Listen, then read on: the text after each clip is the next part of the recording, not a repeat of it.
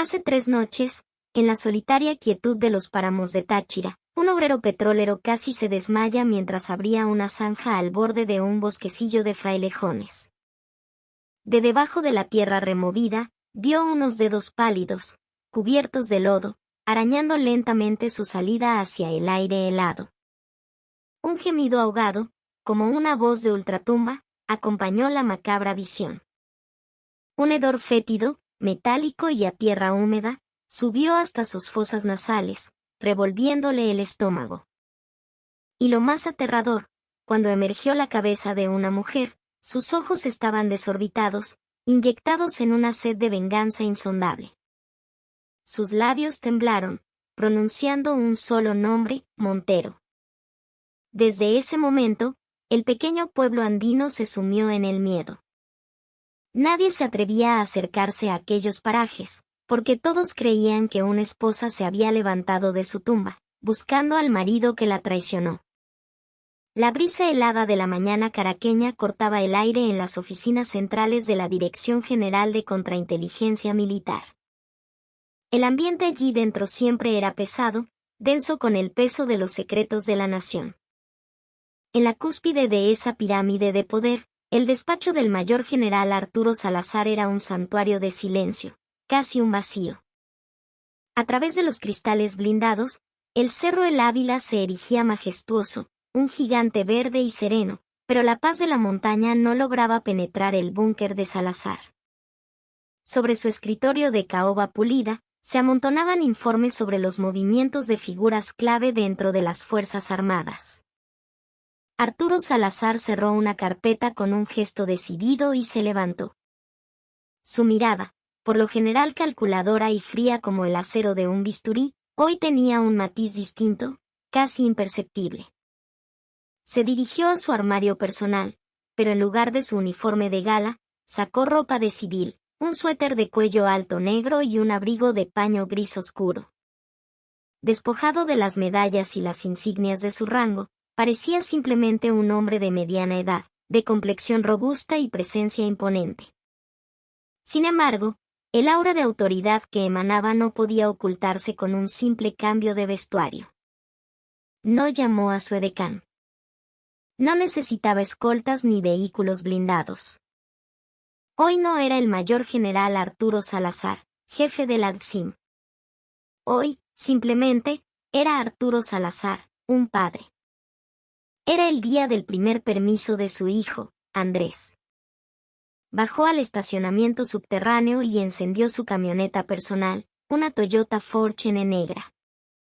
El rugido del motor V6 rompió el silencio del hormigón. Agarró el volante con fuerza y respiró hondo. La imagen del día en que su hijo se alistó volvió a su mente con una claridad abrumadora. Había ofrecido llevarlo al centro de conscripción, pero Andrés se había negado rotundamente. Voy con mis panas, papá. No quiero que nadie sepa quién eres. Quiero hacer mi servicio como uno más, como Andrés Salazar y ya.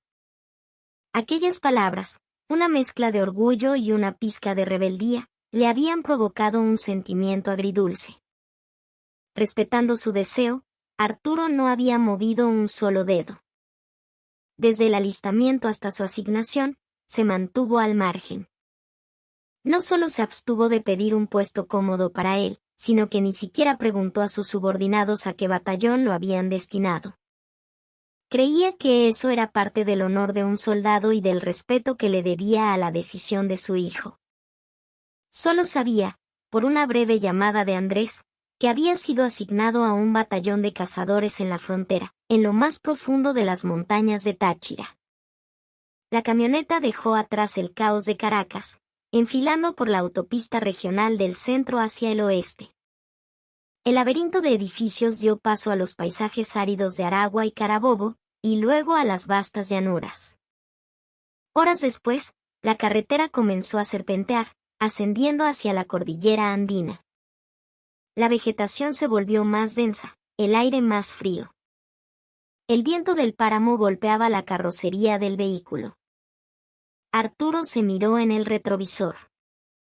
Intentó forzar una sonrisa, preocupado de que la expresión severa de comandante aún estuviera grabada en su rostro. Se sintió torpe, fuera de lugar. ¿Qué le diría a su hijo?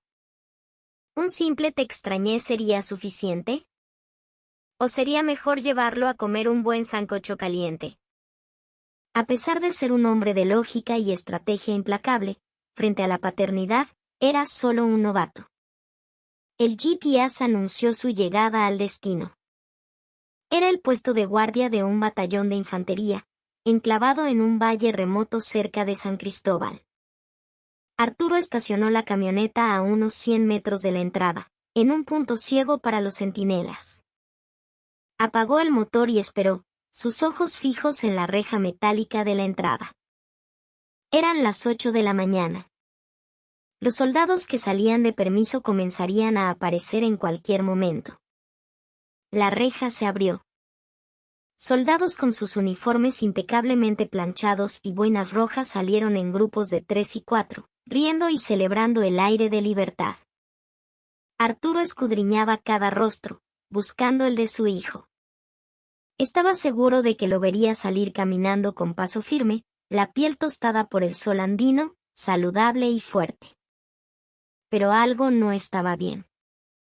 Detrás de la oleada de soldados jubilosos, una figura se movía con una lentitud agónica, como una sombra desprendida del grupo. Arturo entrecerró los ojos, enfocando su vista. Un soldado, apoyado torpemente en un compañero, avanzaba con una dificultad desgarradora. Su andar era extraño, antinatural. Cada paso parecía una tortura. Su cuerpo se contorsionaba de dolor al tocar el suelo. Las pupilas de Arturo se contrajeron violentamente. Aquel soldado llevaba una improvisada muleta de madera bajo el brazo. Su bota derecha estaba calzada, pero su pie izquierdo no. En su lugar, una chancleta de plástico azul, cubierta de polvo, colgaba precariamente. El tobillo que asomaba por fuera de la chancleta estaba desnudo, hinchado a un tamaño monstruoso, de un color púrpura oscuro que impedía el uso de cualquier media o zapato.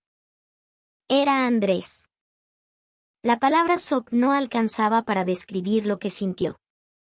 Fue como si un mazo invisible le hubiera destrozado el pecho. Contuvo la respiración. Andrés, incluso en la corta distancia desde la reja hasta la carretera, sudaba frío, agotado. Su compañero le decía algo con una expresión de lástima, pero Andrés solo negaba con la cabeza, forzando una sonrisa que fue una puñalada directa al corazón de su padre. La mano de Arturo se aferró a la manija de la puerta con tal fuerza que los nudillos se le pusieron blancos. Una alarma ensordecedora sonó en su cabeza. Los circuitos lógicos de su cerebro se desconectaron y una furia primigenia, volcánica, le subió por las venas. La información que él, el jefe de la contrainteligencia del país, no había previsto, no era que su hijo estuviera herido. Era que lo hubieran dejado salir de permiso en ese estado deplorable, abandonado a su suerte. ¿Qué había hecho el batallón mientras esto ocurría? ¿Dónde estaban sus comandantes? Abrió la puerta de la camioneta. El viento gélido le golpeó la cara, pero no lo sintió. Sus ojos solo veían una cosa, el tobillo destrozado de su hijo, que se acercaba cojeando hacia él. 3 semanas antes. El invierno en los Andes tachirenses es inclemente. Temperaturas que rozan el punto de congelación y una llovizna persistente, el páramo, calaban hasta los huesos. El batallón estaba en plenos preparativos para el próximo ejercicio de campaña, y el reacondicionamiento del polvorín era la tarea del día. El soldado raso Andrés Salazar cargaba una caja de municiones, más grande que su propio torso, por un sendero empinado y embarrado. La lluvia de los días anteriores había convertido la tierra en un lodazal resbaladizo. A pesar de las botas de campaña, el agarre era casi nulo. «Muévete, Salazar». «¿Qué eres, un morrocoy?» «Más rápido, carajo», gritó un sargento desde atrás. Andrés apretó los dientes y tensó los músculos para dar el siguiente paso. Pero fue en ese instante. Su pie izquierdo pisó una roca suelta cubierta de musgo y perdió el equilibrio. Todo el peso de la caja de municiones se concentró en su tobillo. ¡Crack! No fue el sonido de una rama seca. Fue un crujido húmedo y nauseabundo, el sonido de un hueso y ligamentos desgarrándose, que resonó en el silencio de la montaña. Andrés se desplomó sin siquiera poder gritar. La caja de municiones rodó por el barro. Tras un instante de silencio, un dolor agudo, cegador, le atravesó la pierna como un relámpago. Sentía el tobillo en llamas. Gimió, agarrándose la pierna mientras se revolcaba en el fango. Su visión se volvió blanca. Cada bocanada de aire era una nueva oleada de dolor que lo sacudía por completo. En una situación normal, un enfermero de combate habría acudido de inmediato. Los oficiales habrían evaluado la situación. Pero este era el batallón del teniente coronel Ricardo Montero, un hombre obsesionado con su hoja de servicio inmaculada. El capitán de la compañía llegó corriendo, pero su primera mirada no fue para Andrés, sino para las cajas de municiones esparcidas. Luego, bajó la vista hacia Andrés con una expresión de puro fastidio. No había preocupación en sus ojos, solo la molestia de un problema inesperado. Puedes levantarte, ¿verdad? No es nada grave. La voz seca del capitán le taladró los oídos. Andrés, ahogado por el dolor, negó con la cabeza. No podía moverse. Su tobillo era una masa inerte y dolorosa. Pero el capitán no sacó su radio para informar al puesto de mando. En su lugar, llamó al sargento mayor. Sargento Campos, llévese a este muchacho al barracón. Que no vaya a la enfermería, que se quede en su litera. Si el comandante Montero se entera, se va a armar un peo. Sabe que estamos a punto de cumplir 1000 días sin accidentes, ¿no? El sargento asintió con cara de pocos amigos. Ayudó a Andrés a levantarse mientras le susurraba al oído, aguanta, chamo. Si vamos a la enfermería y queda un registro de esto, te jodes tú y nos jodemos todos. Fue solo una torcedura, en un par de días estás como nuevo, ¿oíste? No era una sugerencia. Era una orden. Andrés buscó con la mirada a sus compañeros. Sus ojos reflejaban una fría indiferencia, un desprecio silencioso. El nuevo. El torpe. El problemático. No lo decían, pero sus miradas lo gritaban. Andrés se mordió el labio hasta sangrar y asintió. A esa misma hora, en su despacho, el teniente coronel Ricardo Montero contemplaba con una sonrisa de satisfacción el tablero de acrílico en la pared. Batallón libre de accidentes, 992 días. Solo 8 días más y conseguiría la condecoración de la Zona Operativa de Defensa Integral, más importante aún, una puntuación decisiva en su próxima junta de ascenso. Era un perfeccionista que no toleraba la más mínima mancha en su carrera. Sonó el teléfono interno. Era su capitán. Montero frunció el ceño y descolgó. A su orden, mi comandante. Le habla el capitán Rivas.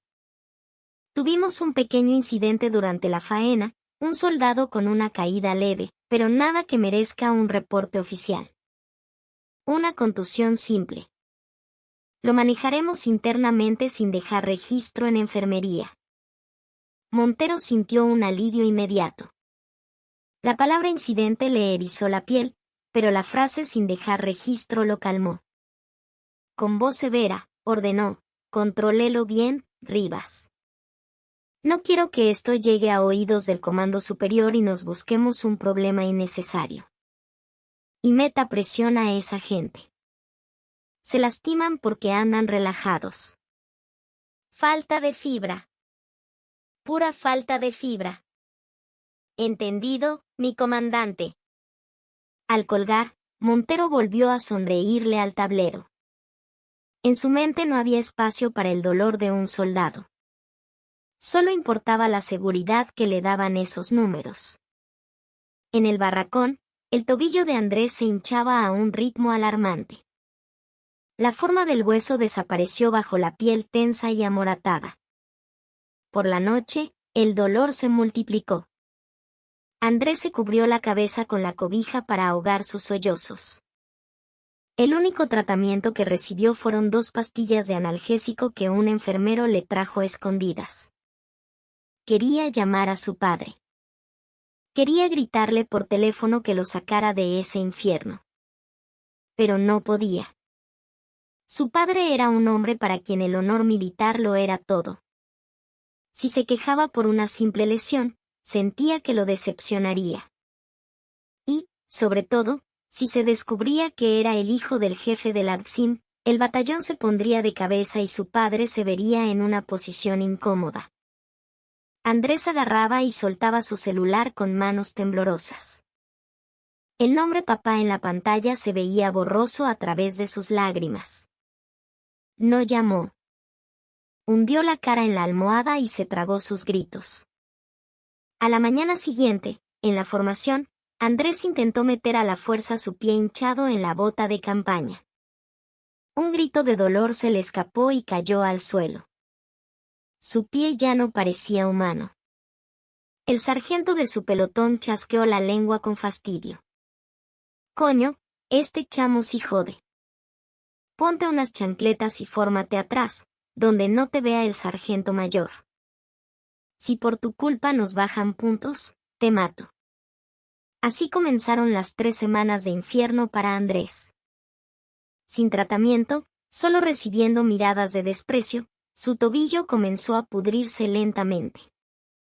No era solo una lesión física.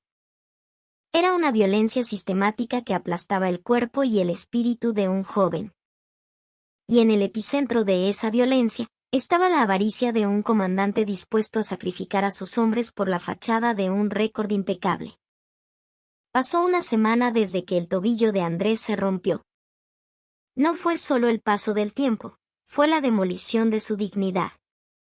La enfermería del batallón, atendida por un sargento enfermero sin título de médico, insistía en el diagnóstico de esguince leve. Siguiendo las órdenes del sargento mayor Campos, el tratamiento consistía en unas vendas elásticas y pomada antiinflamatoria.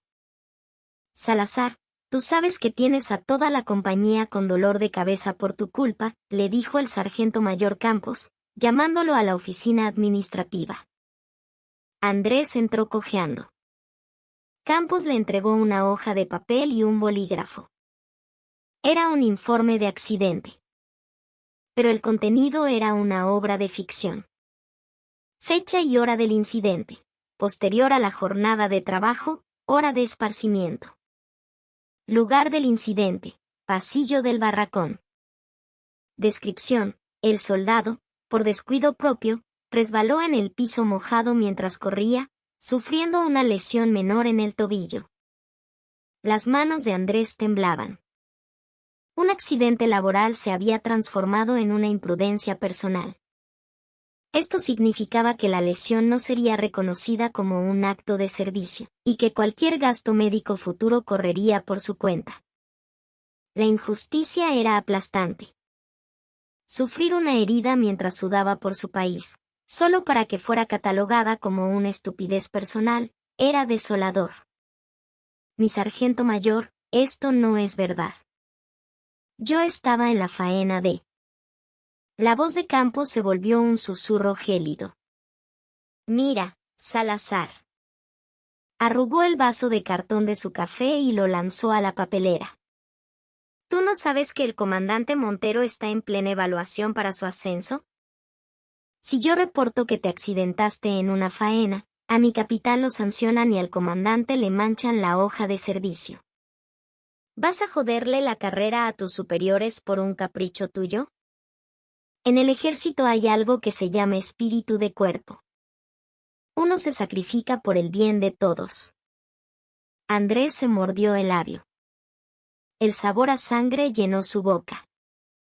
En la rígida jerarquía militar, un soldado raso era el eslabón más débil. El derecho a negarse no existía. Con mano temblorosa, firmó al pie del falso informe. Fue como vender un trozo de su alma. Esa noche, el ambiente en el barracón era glacial. Andrés, con el tobillo a punto de estallar, gemía en silencio bajo su cobija. El soldado de la litera de al lado le siseó con fastidio. «Coño, chamo, deja dormir a la gente.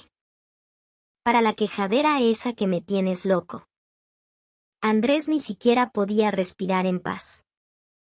La infección empeoraba, y la fiebre comenzó a subir. El sudor frío empapaba su ropa. La piel de su tobillo pasó del morado al negro. La necrosis estaba comenzando. Pero a nadie le importaba. Al contrario, sus compañeros lo acusaban de estar matando tigres para no trabajar. En el comedor, las miradas que recibía no eran de compasión, sino de desprecio. El flojo. El embustero. Esas palabras no dichas eran como cuchillos que se le clavaban en el pecho. Andrés dejó de hablar. El dolor lo aisló, y el aislamiento lo aniquiló. Cada noche rezaba, pidiendo salir de ese infierno. Quería llamar a su padre y llorar a mares, pero no tenía el valor. «Perdóname, papá. Soy un débil. Si aguanto un poco más, todo pasará». Tenía pánico de decepcionar al hombre que siempre le había dicho que el honor era el alimento de un soldado. No podía mostrarle esta versión de sí mismo, un cobarde que participaba en una mentira y era tratado como un paria. El día antes de su permiso, el teniente coronel Montero hizo una ronda por los barracones. Vio a Andrés sentado en su litera y le dedicó una sonrisa paternal. «¿Y ese pie, soldado? ¿Cómo va?» «Ya mucho mejor, ¿cierto?» No era una pregunta, era una afirmación. Una orden de que debía estar mejor. Andrés intentó ponerse de pie, pero se tambaleó. Apretó los dientes para no gritar y recitó su identificación. «Soldado Raso Salazar, Andrés». «Mucho mejor, mi comandante. Gracias por su preocupación». Montero asintió, satisfecho.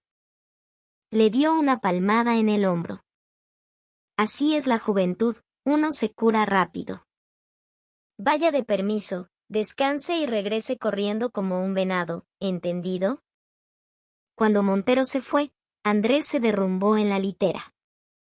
El hombro donde lo había tocado el comandante le ardía con una sensación de asco. Para ellos, él no era más que un objeto desechable. Un ladrillo que podía ser descartado para construir su torre de 1000 días sin accidentes. Lágrimas contenidas durante semanas rodaron silenciosamente por sus mejillas. Mañana vería a su padre. ¿Podría mirarlo a los ojos y sonreír? Presente. Puesto de guardia en Táchira. La mirada de Arturo Salazar estaba clavada en el tobillo de su hijo. Lo que asomaba por la chancleta no era un pie, era un trozo de carne en descomposición. La piel hinchada estaba tan tensa que parecía a punto de reventar, y los dedos estaban negros.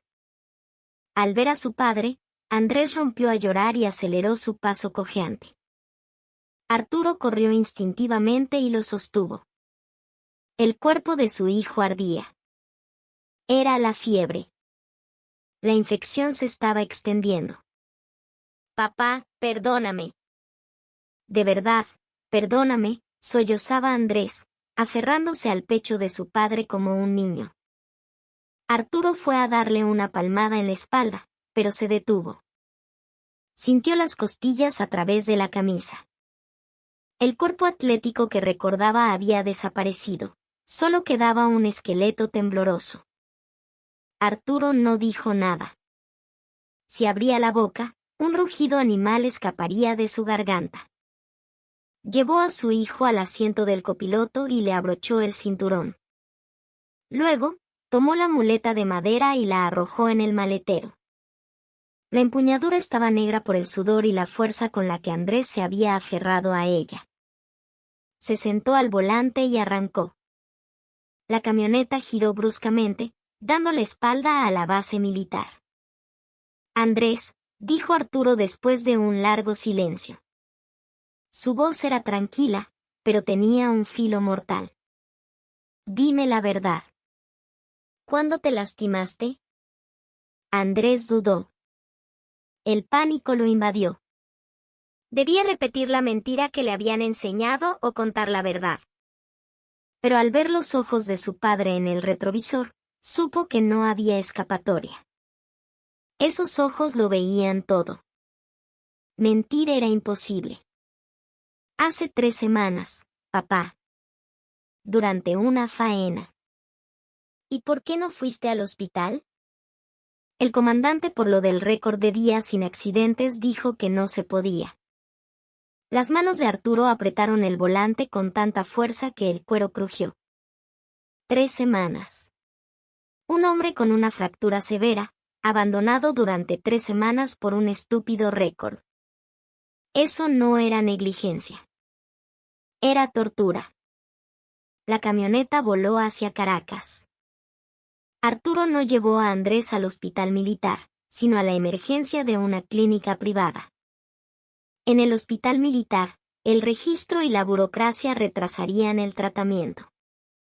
Además, necesitaba el informe de un médico civil, un documento objetivo.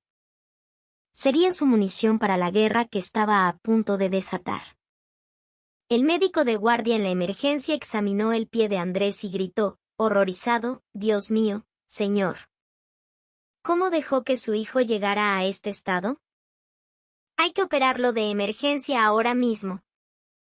Si esperamos más, podríamos tener que amputar el tobillo. Tiene una celulitis severa, sospecho que está entrando en sepsis». Amputar. Sepsis. Cada palabra del médico era un martillazo que destrozaba la poca racionalidad que le quedaba a Arturo. Observó cómo se llevaban a su hijo en una camilla hacia el quirófano.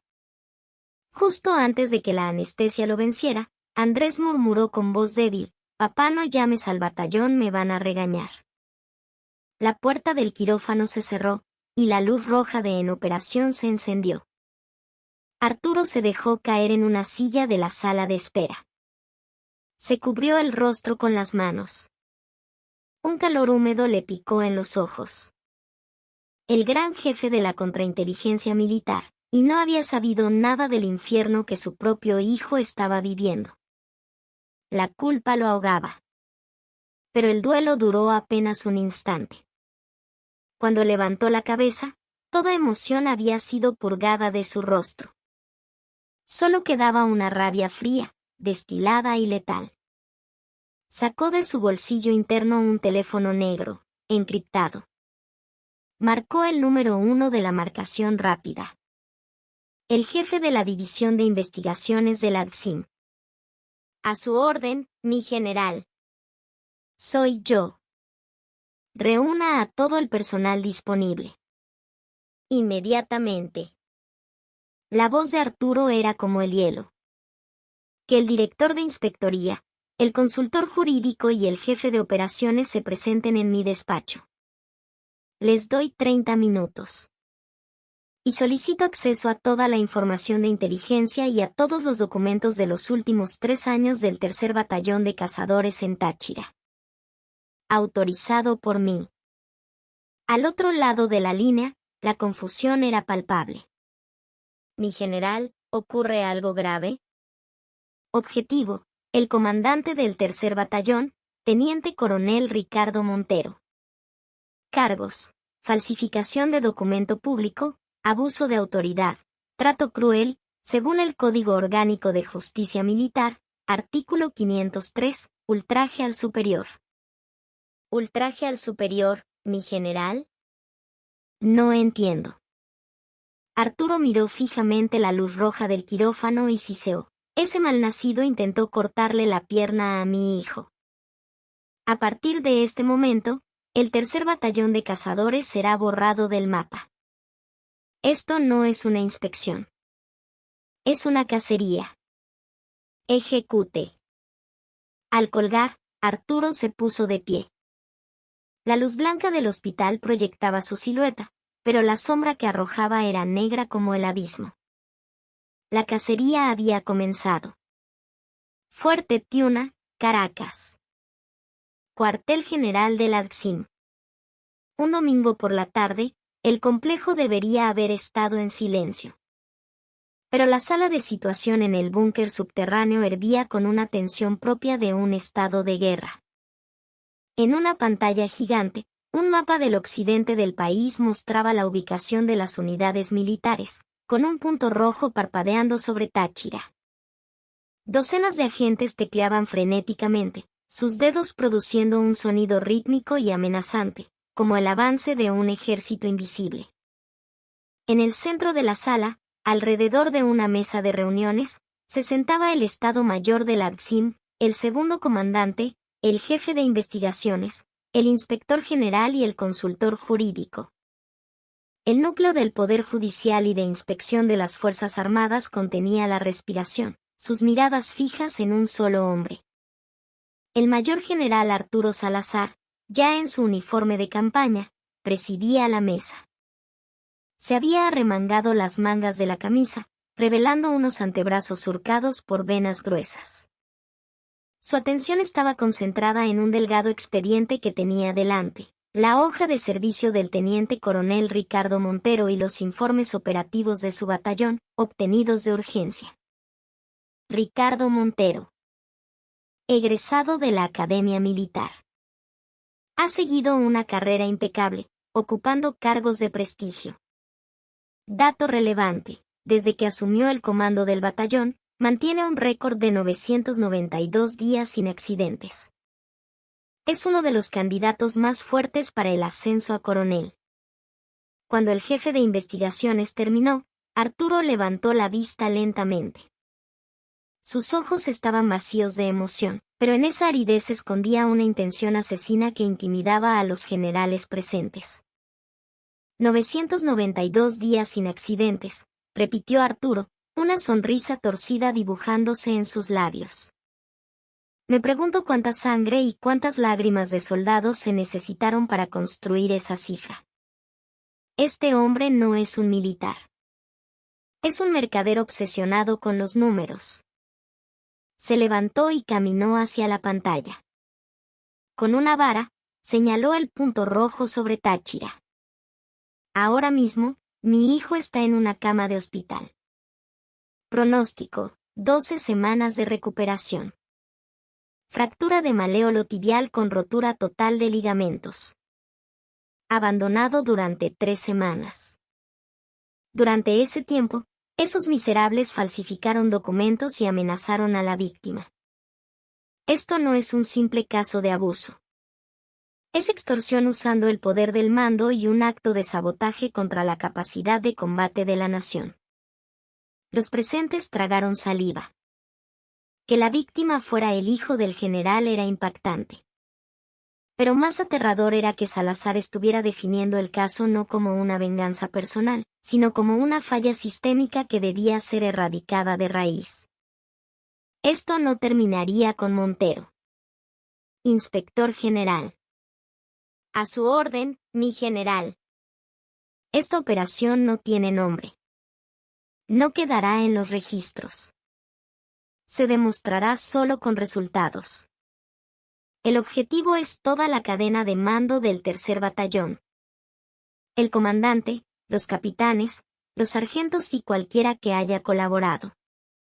Si al sacudirlos no sale polvo, fabriquen el polvo. No, corrección, encuentren hasta la última mota de polvo que ya existe y asfixíenlos con ella.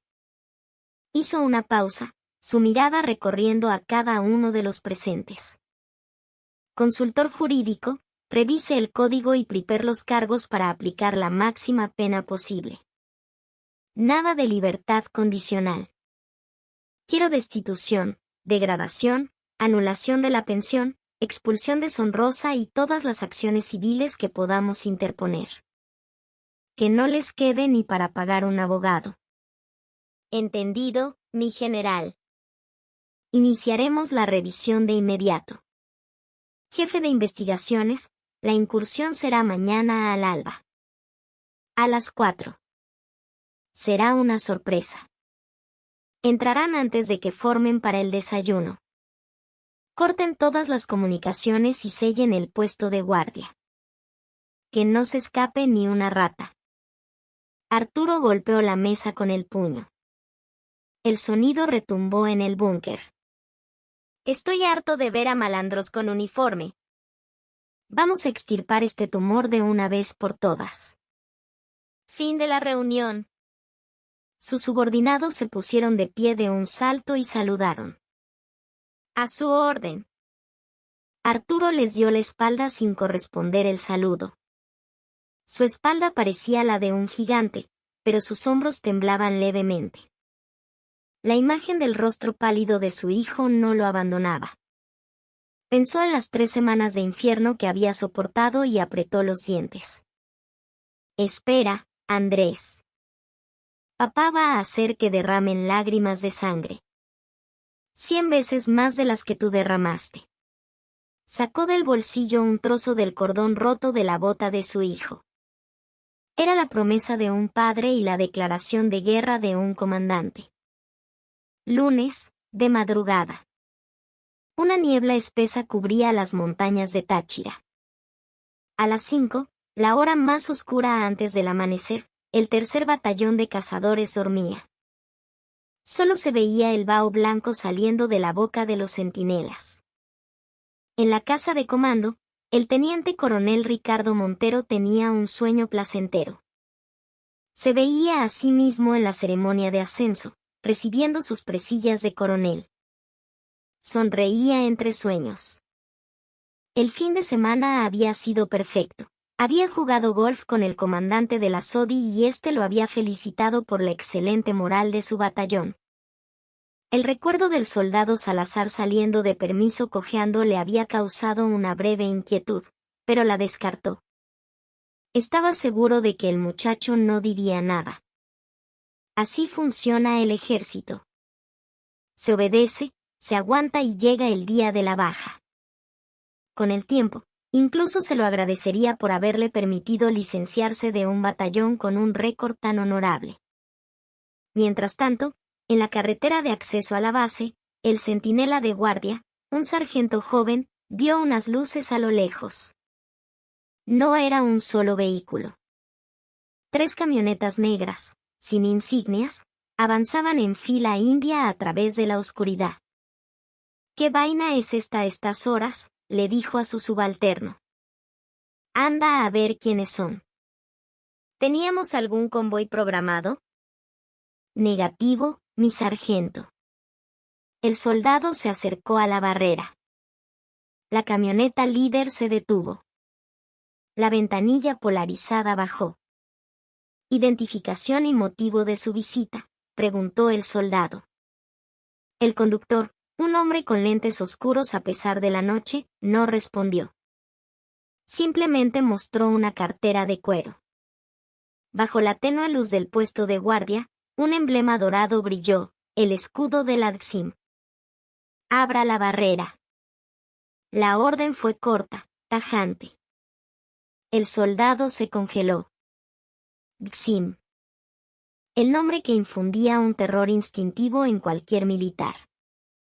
Retrocedió y le gritó a su sargento, mi sargento, es la DXIM. ¿Qué les abramos? El sargento palideció. Una visita de la DXIM, sin previo aviso y de madrugada, solo podía significar una catástrofe. Sin tiempo para seguir protocolos, levantaron la barrera a toda prisa. Las 3 camionetas se deslizaron hacia el interior de la base, sus motores sorprendentemente silenciosos. Cruzaron el patio de armas y se detuvieron frente al edificio de comando. Las puertas se abrieron y una docena de hombres vestidos de civil, con trajes negros, descendieron. Se movían con una eficiencia letal. Equipo Alfa, aseguren la sala de radio y corten las comunicaciones. Equipo Bravo, enfermería y oficinas administrativas, registro e incautación. Equipo Charlie, conmigo a la residencia del comandante. Ya. Los agentes se dispersaron como hormigas. La puerta de la sala de radio se abrió de golpe. El oficial de guardia, que dormitaba en su silla, se sobresaltó. ¿Quiénes son ustedes? Esta es un área restringida. XIM. A partir de este momento, la base queda bajo inspección especial. Todo el mundo quieto, manos en la nuca y contra la pared. Los agentes ignoraron sus protestas y comenzaron a desconectar equipos. Todas las líneas de comunicación con el exterior fueron cortadas. Los operadores de radio, aterrorizados, obedecieron sin chistar. Mientras tanto, en la residencia del comandante, el timbre sonó de forma estridente. Dindón, dindón. Coño. ¿Quién jode a esta hora?, masculló Montero, levantándose de la cama. En ropa interior, abrió la puerta. ¿Quiénes son ustedes? Frente a él, 3 hombres con rostros impasibles lo miraban de arriba a abajo con desprecio. ¿Teniente Coronel Ricardo Montero? Sí, soy yo. ¿Y ustedes qué? El agente del centro le mostró una orden judicial. DICEM, División de Investigaciones. Tenemos una orden de registro e incautación por presunta falsificación de documentos, abuso de autoridad y trato cruel. A partir de ahora, todo en esta residencia es evidencia. No se mueva. Los ojos de Montero casi se salen de sus órbitas. El sueño se le esfumó. Dixim. ¿Qué disparate es este? ¿De qué falsificación hablan? Esto es una calumnia. Voy a llamar a mi general. Intentó alcanzar su teléfono sobre la mesa de la sala, pero la mano de un agente fue más rápida. Lo tomó y lo selló en una bolsa de evidencia. El uso de dispositivos de comunicación está prohibido. Y no se moleste en llamar a su general. Él ya fue notificado y autorizó esta intervención. No puede ser. ¿Qué está pasando? Montero sintió que las piernas le fallaban y se desplomó en el suelo. El frío de las baldosas le subió por la espalda. La cara de aquel soldado raso, al que había despedido con una palmada en el hombro, apareció en su mente. ¿Será por él? ¿La DICIM movilizándose por un simple soldado? Imposible. Tenía que ser una pesadilla. Pero el sonido de las sirenas que comenzaba a oírse desde el patio de armas le confirmó que estaba muy despierto, en el centro de un infierno muy real. Su pacífico reino se estaba convirtiendo en un matadero. Eran las 6 de la mañana. El sol aún no salía y el aire en el batallón era tan frío como la estepa siberiana. Pero dentro del edificio de comando, el ambiente era asfixiante. No por el calor, sino por el pánico de aquellos cuya supervivencia estaba en juego. Los investigadores de la DICIM habían tomado control total. No había gritos ni violencia. Solo el susurro de papeles siendo revisados y el tecleo de computadoras, un sonido seco y metódico. El primer lugar en caer fue la enfermería. Cuando 2 agentes entraron, el enfermero de guardia dio un respingo. Los agentes lo ignoraron y se sentaron frente a la computadora de registros médicos. «Apártate», le dijeron. El enfermero obedeció. El agente buscó los registros del último mes. El nombre de Andrés Salazar apareció varias veces. 12 de noviembre. Andrés Salazar. Síntomas: indigestión, dolor de cabeza. Tratamiento: antiácido. 15 de noviembre.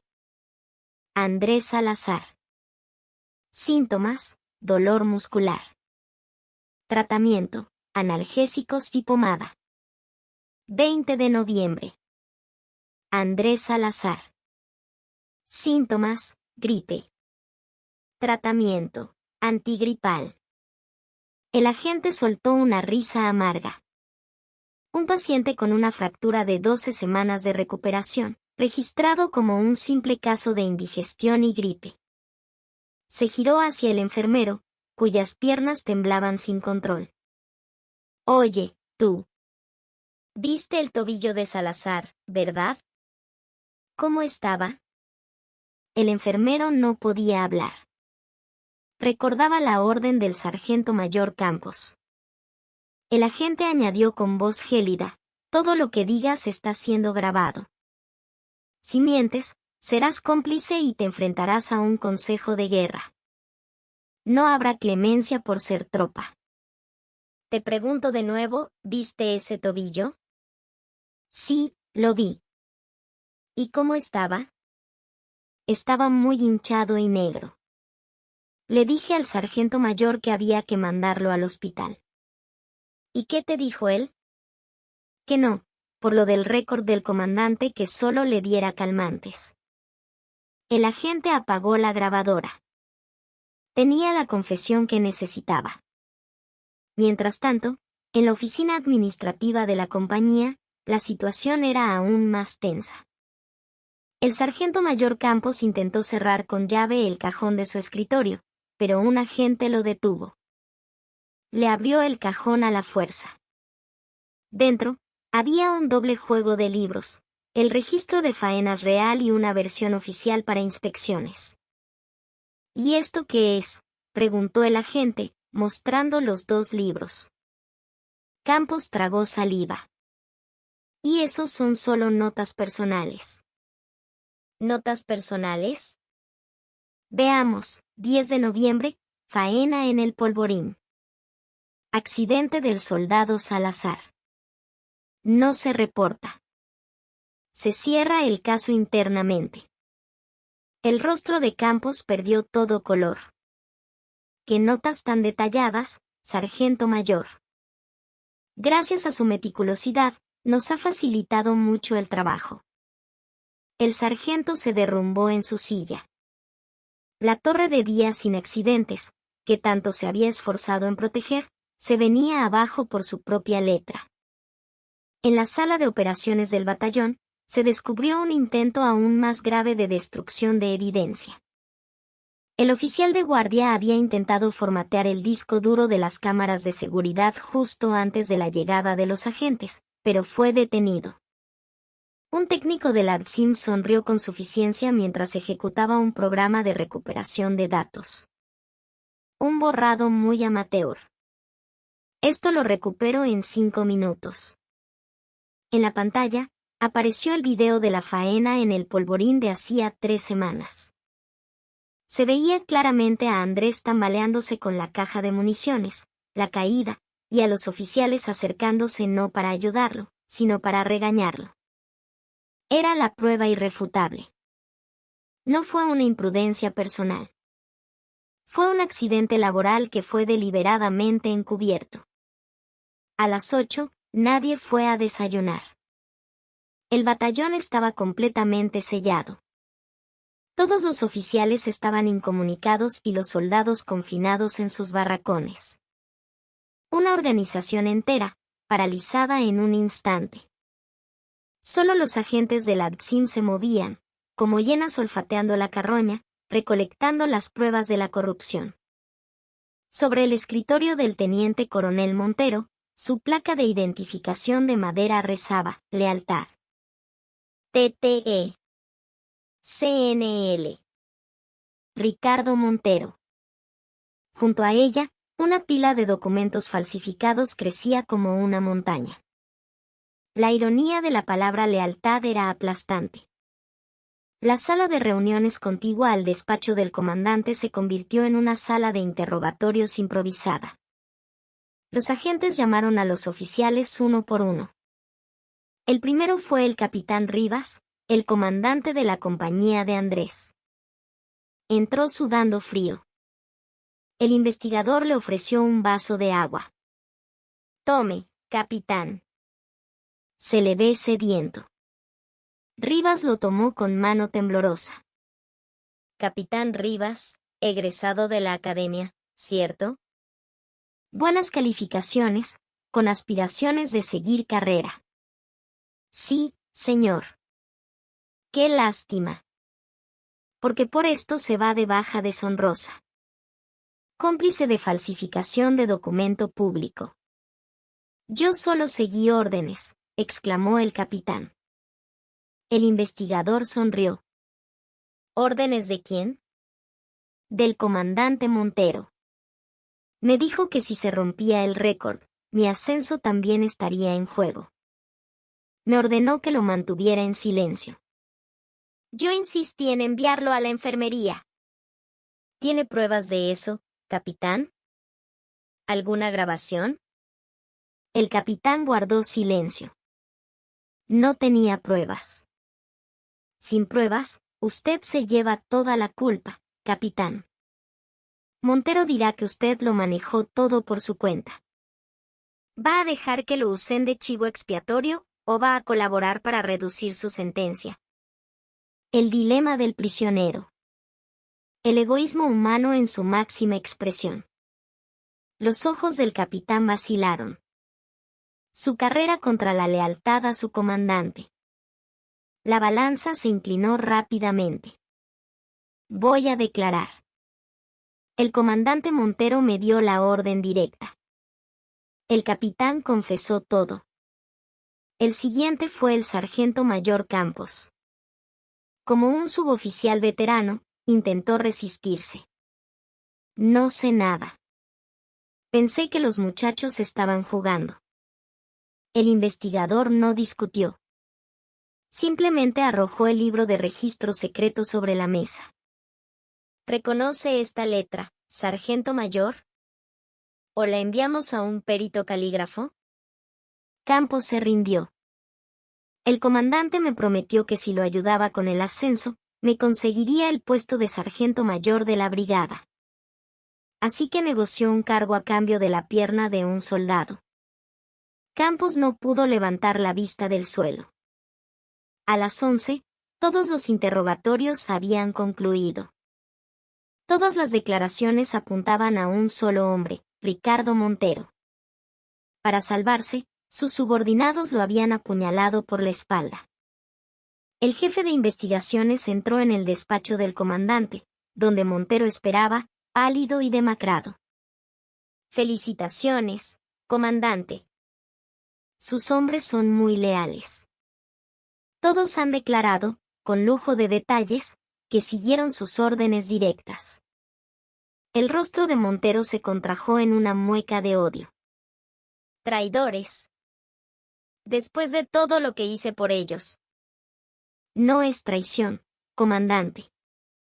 Es instinto de supervivencia. El mismo que usted no tuvo con su soldado. El investigador hizo una seña. 2 agentes entraron y se pararon a cada lado de Montero.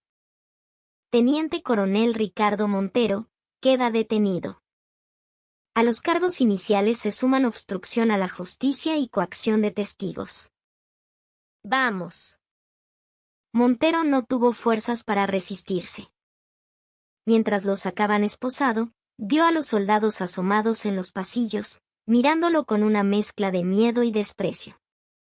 Entre esas miradas, creyó ver los ojos de Andrés Salazar, aquellos ojos que le habían dicho gracias a pesar del dolor. En ese momento, supo que su carrera militar no había terminado.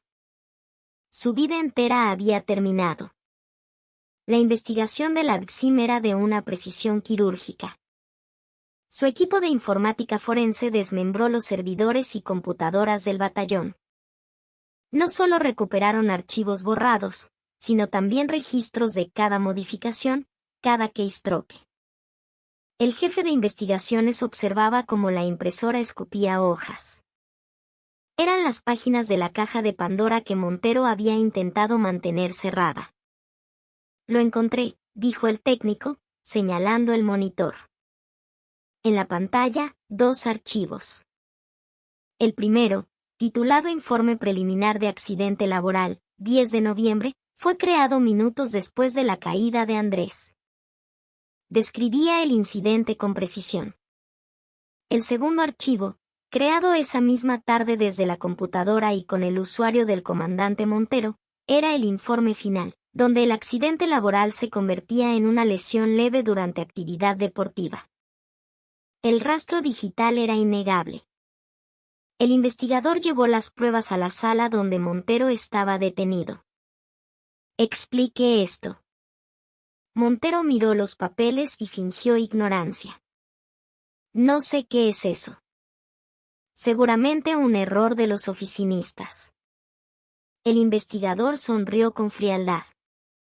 También trajimos el registro de acceso al servidor. Su usuario, su contraseña, la hora exacta de la modificación y la dirección IP de su propia oficina. El rostro de Montero se tornó ceniciento. Y hay más. El registro de la farmacia de la enfermería. Le dieron a Salazar la dosis máxima de analgésicos durante 3 semanas seguidas. ¿Un paciente con una lesión leve necesita tantos calmantes? Eso prueba que el soldado sufría un dolor extremo, y usted, aun sabiéndolo, le negó la atención médica. Montero se quedó sin palabras. El rompecabezas estaba completo. Con esto, los cargos de falsificación y abuso de autoridad están sellados.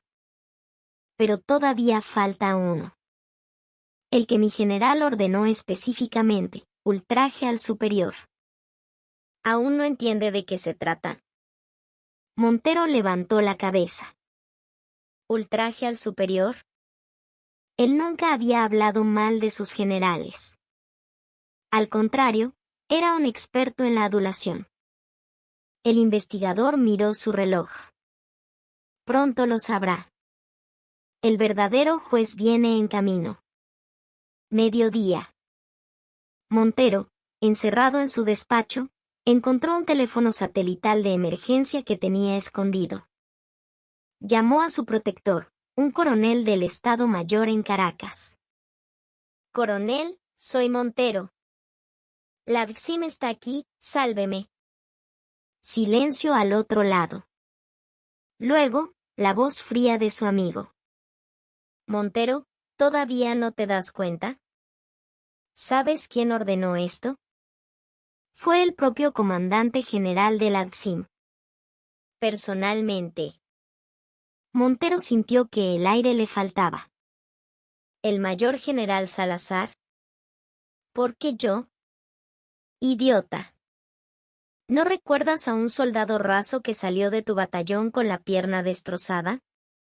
Un tal Andrés Salazar. Sí, el embustero ese. ¿Fue él?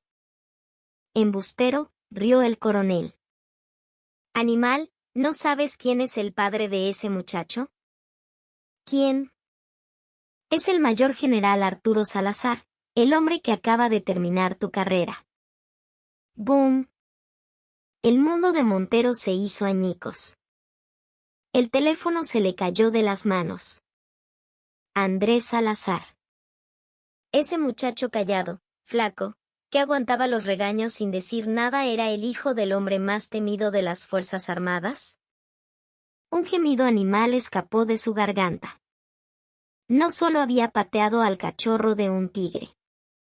Se había metido voluntariamente en la jaula del tigre y le había pedido que lo devorara. En ese momento, un ruido creciente llenó el aire. Dub dub dub dub. El sonido de un helicóptero. Se arrastró hasta la ventana. Un cougar del ejército descendía en el patio de armas, levantando una nube de polvo. En el fuselaje, pintadas en rojo, 3 estrellas de mayor general. La puerta se abrió y un hombre bajó. Era Arturo Salazar. Su mirada, incluso a la distancia, parecía atravesar el edificio y clavarse directamente en él. Montero supo que ese hombre no venía a juzgarlo. Venía a ejecutarlo. Un agente abrió la puerta. El comandante general ha llegado. Póngase el uniforme y espere. Montero, temblando, se vistió. Se miró al espejo y vio a un muerto. El sonido de botas militares se acercaba por el pasillo. La puerta de su despacho se abrió de par en par. Arturo Salazar entró. Montero intentó un saludo tembloroso. A su orden, mi general. Salazar pasó a su lado como si no existiera. Se sentó en la silla de Montero, detrás del escritorio. Se quitó la gorra, los guantes de cuero. Finalmente, se quitó los lentes de sol y lo miró. Sus ojos no expresaban rabia, solo un frío glacial, profesional. Siéntate. Montero se desplomó en el sofá. Salazar tomó la placa de identificación de madera. ¿Lealtad, lealtad a quién, Montero? ¿A tus hombres o a tu hoja de servicio? Mi general, es un malentendido. Cras. Salazar estrelló la placa contra el suelo. Cállate la boca. Responde solo lo que te pregunto. Sacó un cigarrillo. No eres un militar. Eres un estafador con uniforme. Vendiendo productos defectuosos y llamándolos calidad de exportación. Tu récord de 0 accidentes es una farsa construida sobre el dolor de mis soldados. Abrió los cajones del escritorio. Revistas de golf, suplementos vitamínicos. Mientras la pierna de un soldado se pudría, tú estudiabas tu swing de golf. Se inclinó hacia adelante. Que le hayas roto la pierna a mi hijo, puedo perdonarlo. Los accidentes ocurren. Pero que lo hayas abandonado, que lo hayas torturado y que hayas falsificado documentos para encubrirlo, eso no te lo perdonaré jamás. Sacrificaste la salud de mi hijo en el altar de tu ascenso. ¿Es esa tu idea de lealtad? Montero cayó de rodillas. Perdóneme, mi general. Fue un error, por favor. Levántate, dijo Salazar con asco. Un soldado solo se arrodilla para morir. No seas patético. Arrojó un sobre el escritorio. Ábrelo. Era el informe médico de la clínica. Leí en voz alta. Montero leyó, su voz quebrándose. Fractura de maléolo tibial con necrosis en progreso. Necrosis, repitió Salazar. La pierna a la que le diste una pomada y llamaste embustero. El médico dijo que un día más, y habría que haberla amputado. Pudo haber muerto de sepsis. ¿Vale más tu ascenso que la vida de un hombre? Salazar le arrancó las medallas del pecho. El Estado te dio este uniforme para que cuides a tus hombres, no para que los uses como escalones. Eres un enemigo interno. Montero se aferró a sus pantalones. Mi general, por favor, tengo esposa e hijos. ¿Y mi hijo no tiene padres? ¿Los 500 hombres de tu batallón no son los hijos de alguien? Salazar escribió algo en un papel. Serás sometido a un consejo de guerra. Y usaré toda mi autoridad para que recibas la pena máxima. Mientras te pudres en la cárcel, verás cómo tu falso honor se convierte en cenizas. Guardias. 2 policías militares entraron y se llevaron a Montero, que gritaba y se resistía. Cuando el silencio volvió, Salazar tomó el informe médico de su hijo. Una lágrima solitaria cayó sobre la palabra necrosis. Sacó su teléfono y miró la foto de Andrés, sonriendo, antes de alistarse. Perdóname, hijo. Llegué muy tarde. Lloró en silencio, el gran general, como un simple padre. Luego, se secó las lágrimas, se puso los lentes, la gorra, la máscara de comandante. Al salir, destrozó de un puñetazo el tablero de 992 días sin accidentes. Empiecen de nuevo, ordenó al vacío. Desde cero. Poco después del arresto de Montero, el batallón implosionó. La ausencia del tirano desató un torrente de denuncias contenidas. La inspección del ADCIM desenterró años de corrupción. El récord de 0 accidentes era una mentira monumental. Docenas de lesiones habían sido ocultadas. Se descubrió que Montero desviaba fondos del rancho de la tropa para pagar sus lujos. El capitán y el sargento mayor fueron destituidos y procesados. La verdad, finalmente, salía a la luz. En su despacho, Arturo Salazar leía el informe final. No solo era su hijo, otros 3 soldados sufrían de lesiones crónicas por falta de atención médica. El dolor se había convertido en una fría resolución. Fue a la clínica. Andrés se recuperaba, su pierna enyesada y elevada. Se sentó a su lado. ¿Cómo te sientes? Andrés sonrió débilmente. Mejor, papá. La presencia de su padre era el mejor analgésico. Pero el teléfono de Salazar vibró. Era el jefe de investigadores. Montero había hecho una confesión impactante. Arturo salió al pasillo. Mi general, Montero dice que ya sabía quién era el soldado Salazar. La sangre de Arturo se heló. Si lo sabía, entonces no fue negligencia. Fue un acto deliberado, malicioso. En la sala de interrogatorios del ADCIM, Montero, con uniforme de prisionero, esperaba. Arturo entró. ¿Sabías quién era? Montero asintió. Lo supe desde el primer día. Vi su expediente. Entonces, ¿por qué? Si sabías que era mi hijo, ¿por qué lo hiciste?